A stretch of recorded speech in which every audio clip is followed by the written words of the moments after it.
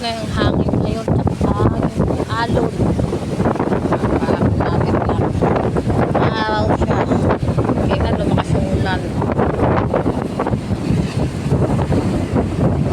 Oo.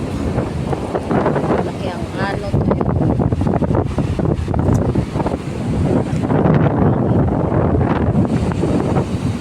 Tatawirin nga dito kayo bukas o Sabado o Linggo yung Vilma ng Bagyo.